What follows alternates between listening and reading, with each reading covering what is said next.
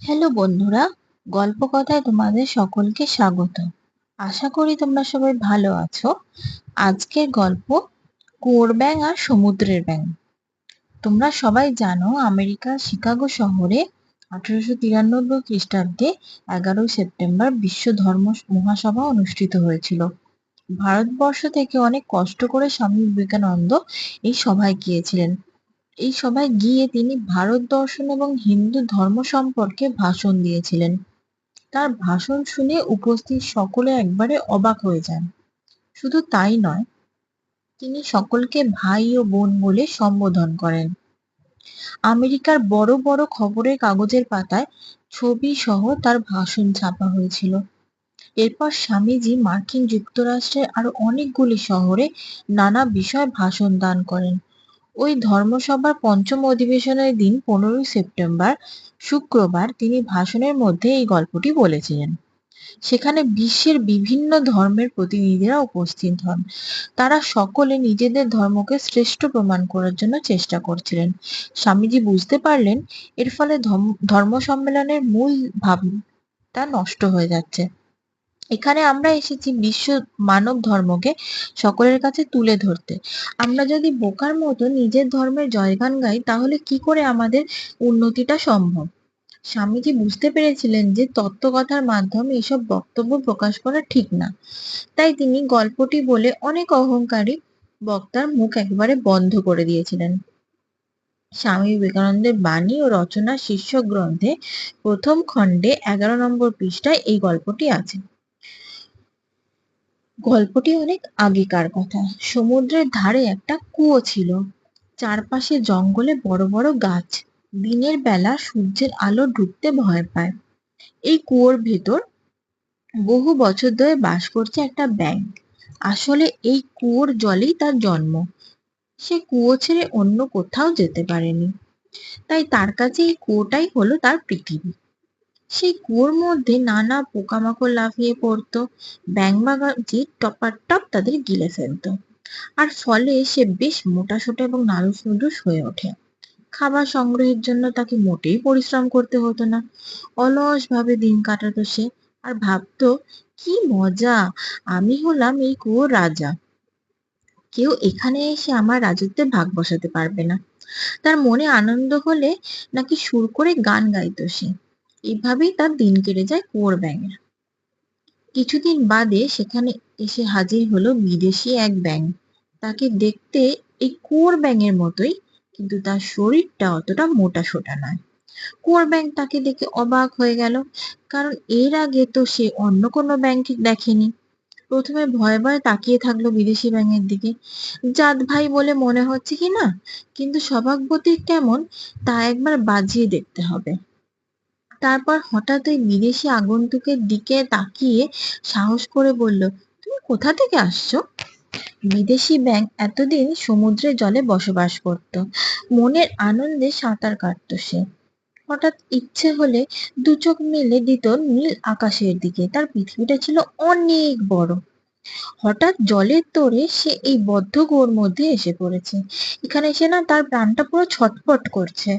এতটুকু জলাশয়ের মধ্যে সে কেমন করে থাকবে? মনে মনে ভাবছে আবার কবে তার আসল জায়গায় ওই সমুদ্রে ফিরতে পারবে। তারপর ব্যাঙের এই প্রশ্ন। প্রথমটায় কেমন যেন ভয় পেয়ে গিয়েছিল সে। তারপর বলল, আমি আসছি সমুদ্র থেকে। বেচারি কুয়োর ব্যাঙ, এর আগে সমুদ্রের নাম তো সে কখনো শোনেনি। সে অবাক হয়ে বলল, সমুদ্র? সে আবার কত দূর? তার বুদ্ধির দৌড় দেখে সমুদ্রের ব্যাঙ একবারে অবাক হয়ে গেল। হাসি চাপতে সে পারল না। সে বলল, তুমি কুয়োর ভেতর থাকো, সমুদ্র কোথায় সে কথা তুমি বুঝবে কি করে? এই কথা শুনে কুয়োর ব্যাঙ খুব রেগে গেল। এতদিন ধরে যেখানে রাজত্ব চালাচ্ছে, টপাটপ পোকাদের গিলে খাচ্ছে, কই কেউ তো তাকে এমন বিদঘুটে প্রশ্ন করেনি। সে বলল, সমুদ্র কত বড়, আমার এই কুয়োটার মতো কি? সমুদ্রের ব্যাঙ এই কথা শুনে আরো একটু অবাক হলো। সে একটু হেসে বলল, তুমি ভাবতেই পারবে না সমুদ্র কত বড়, কারণ তুমি তো কখনো সমুদ্র দেখোইনি। মুখের হাসি মুখেই মিলিয়ে গেল তার। সে ভাবলো, এভাবে ব্যাঙ বাবাজিকে জব্দ করে কি লাভ? তাকে চুপ করে বসে থাকতে দেখে কুয়োর ব্যাঙ ভাবলো বিদেশি ব্যাঙ বোধহয় তাকে অপমান করছে। বিজ্ঞের মতো সে বলল, বলো না, সত্যি তোমার সমুদ্র কি এই কুয়োর থেকেও বড়? এই কথা শুনে কুয়োর ব্যাঙ লাফালাফি করতে লাগলো কুয়োর মধ্যে। সমুদ্রের ব্যাঙ বলল, দাদা, তুমি কুয়োর ভেতর লাফিয়ে নিজেকে কেউকোটা ভাবছো নাকি? সমুদ্রে গেলে বুঝতে পারবে সেটা কত বড়। সেখানে তুমি যতই লাফাও না, কিচ্ছু হবে না। সমুদ্র স্রোত তোমাকে এক জায়গা থেকে অন্য জায়গায় নিয়ে যাবে।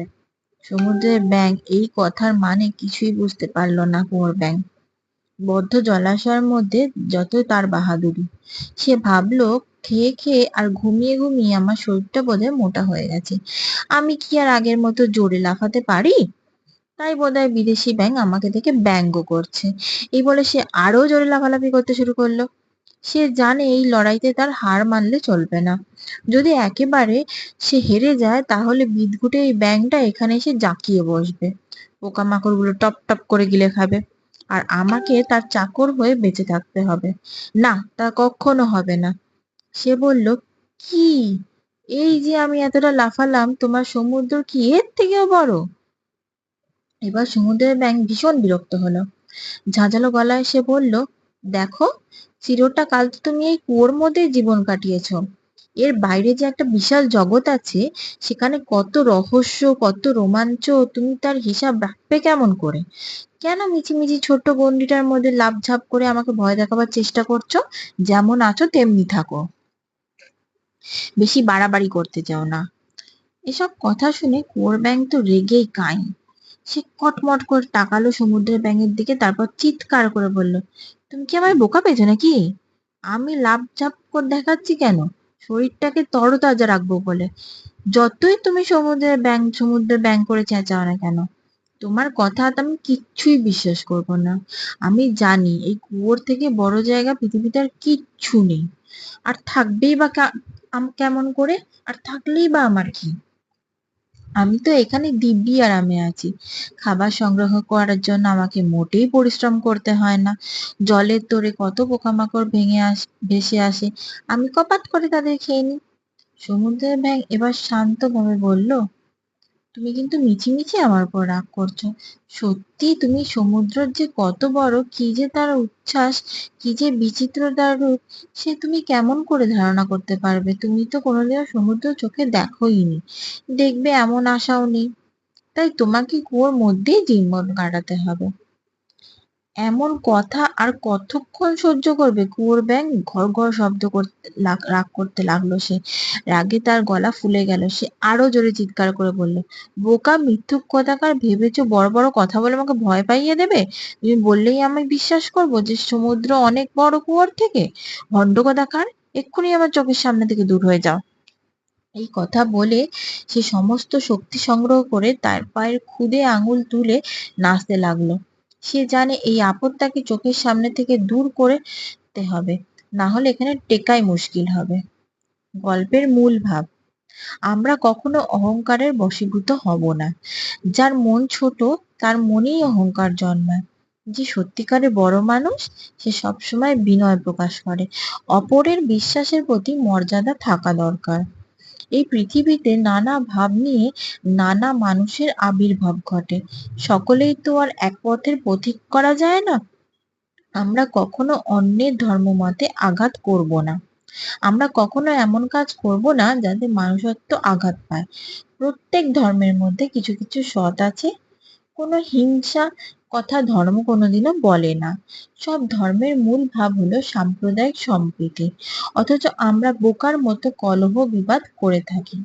নিজের ধর্মকে শ্রেষ্ঠ প্রমাণ করার জন্য ছেলেমানুষি করি। এটি অবিলম্বে বন্ধ হওয়া দরকার। নাহলে বিশ্ব মানব ধর্ম প্রতিষ্ঠিত হবে কেমন করে? গল্পকথক বিবেকানন্দের নিজের জীবনের এমন অনেক ঘটনা আছে যা শুনলে সত্যি সত্যি গল্প বলে মনে হয়।